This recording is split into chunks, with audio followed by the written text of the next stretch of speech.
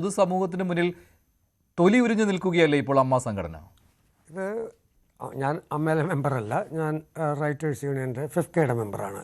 തീർച്ചയായിട്ടും ഞാൻ എപ്പോഴും പറയുന്നൊരു കാര്യമുണ്ട്, നമ്മൾ ടെക്നീഷ്യൻസിനേക്കാൾ താരങ്ങളെന്ന് പറയുന്നത് ജനഹൃദയങ്ങളിലാണ് വസിക്കുന്നത്.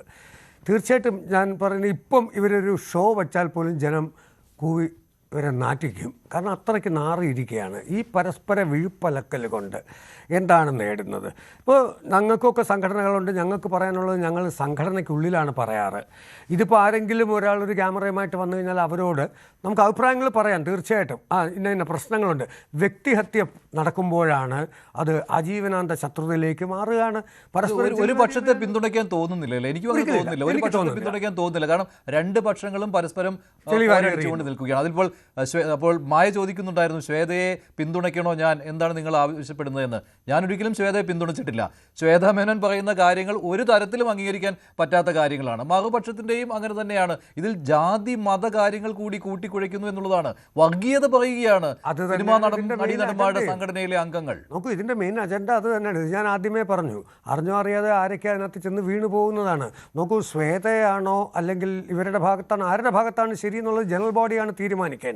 അപ്പോൾ തീർച്ചയായിട്ടും എത്രയും പെട്ടെന്ന് മായ പറഞ്ഞ പോലെ ഒരു ജനറൽ ബോഡി കൂട്ടിയിട്ട് ഇതിനൊരു തീരുമാനം എത്തിയിട്ട് ഒരു സ്ട്രിക്റ്റായിട്ടൊരു കണ്ടീഷൻ വയ്ക്കണം. പുറമേ ഇത് പറഞ്ഞുകൊണ്ട് ഒരു കാര്യങ്ങളും ഈ യൂട്യൂബേഴ്സ് വരുമ്പോൾ അവരുടെ മുമ്പിൽ വന്നിരുന്ന് ഇങ്ങനെ ആക്ഷേപം മാത്രമല്ല. നമുക്ക് ഇന്ന് തന്നെ പിഷാരടിയുടെ ഒരു മെസ്സേജ് കണ്ടു നമ്മളല്ലേ, രണ്ട് ശ്വേതയും തമ്മിലുള്ള, അതൊക്കെ വളരെ മോശമാണ്. ഇത് ആർക്കാന്നാണ് ഇൻഡസ്ട്രിക്കാണ്, ഇവർക്കത് ഇതിനൊക്കെ കൈയൊഴിഞ്ഞു പോകാം.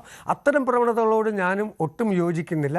ഇതിനകത്തുള്ള ഇൻറ്റേർണൽ മാറ്റർ എന്ന് പറയുന്നത് തീർച്ചയായിട്ടും എത്രയും പെട്ടെന്ന് അതിനകത്തുള്ളവർ തീർക്കുക. പിന്നെ ഒന്ന് ഞാനിപ്പോഴും പറയുകയാണ്, ഇതൊന്നും ഇല്ലെങ്കിലും നാളെ സൂര്യൻ ഉദിക്കും. ഇതൊന്നും ജനങ്ങൾക്കിതൊന്നും ഒരു മാറ്ററല്ല, ഒരു പരിധി വരെ. അത് കഴിഞ്ഞാൽ അവരും സഹികേട്ടിരിക്കുകയാണിപ്പോൾ. നിങ്ങൾ നാറിയിരിക്കുന്നു. ഇതിൻ്റെ ആവശ്യം എന്താണ്?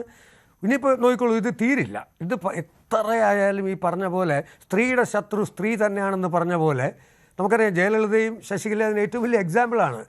ഒരു കാലവും അവർ പിന്നെ ഒന്നിക്കാൻ പോകുന്നില്ല. അത് ദയവ് ചെയ്ത് ഇവിടെ പരസ്പരം അങ്ങോട്ടും ഇങ്ങോട്ടും, സ്ത്രീ ആയിക്കോട്ടെ പുരുഷനായിക്കോട്ടെ, ഒന്നിച്ച് കാരണം ഒരുപാട് പേരുടെ അന്നമാണ്. ഇപ്പോൾ ശ്വേതാ മേനോന് 70 ലക്ഷം രൂപ ഒരു സംഘടന കൊടുത്തതിൻ്റെ പേരിൽ അതൊരു ഹിന്ദു അമ്പലത്തിൽ നിന്നാണെന്നുള്ളതാണ് പ്രശ്നം.